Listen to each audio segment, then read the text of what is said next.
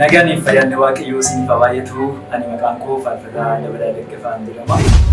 Amma kan inni argamee jiru istiidiyoo Gaadis Good kan magaalaa Bishoftuutti argamu. Kun yeroo waaqeffannaa kuusaa weedduu waaqayyoo kan yeroo hundumaa torbaniin Paaris Tube Official irratti kan isiniif dhiyaatudha jechuudha. Kanaafuu namoonni chaanelii kanaaf miseensa hin taane subscribe, like, share gochuudhaan istiidiyoo kana biraa akka dhaabattan jaalala waaqayyootiin isin gaafadha. Akkam jirtu saba waaqayyoo nagaa waaqayyoo lafa isin jirtan hundumaatti isiniif haa ta'u jecha faarfattuu Moontuu Cilleessaati. Amma istuudiyoo Gaadis magaalaa Bishoftuu keessatti argamu keessa jirra. Kun sagantaa waaqeffannaa kuusaa weedduu waaqayyoo torbaniin kanaaf Paaris Tube Official isiniif dhiyaatu.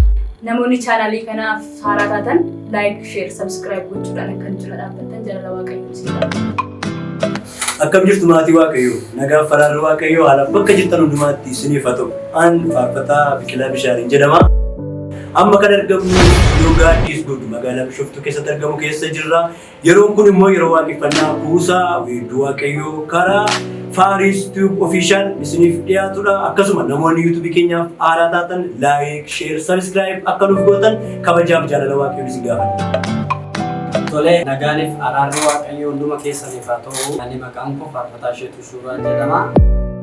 Amma kan argamnee jirru istiidiyoo Gaadis Good magaalaa Bishoftuutti. Kun yeroo waaqeffannaa kuusaa weedduu waaqayyoo karaa Paaris Tube Official yeroo hundaa torbaniin isin bira gahu. Namoonni chaanaalii kanaaf haaraa taatan subscribe, like, share gootanii bukkee akka dhaabbattan jaalala waaqayyoo isin gaafanna. Nagaan waaqayyoo isiniif haa baay'atu. Akkam jirtu? Maqaan koo Faarfataa Lalisaa Boruun jedhama. Amma kan nuti argamnu istiidiyoo jedhama magaalaa Bishoftuu keessatti argama. Kun yeroo waaqeffannaa kuusaa weedduu waaqayyoo karaa Paaris Tube Official yeroo hundaa torbaniin isiniif darbu.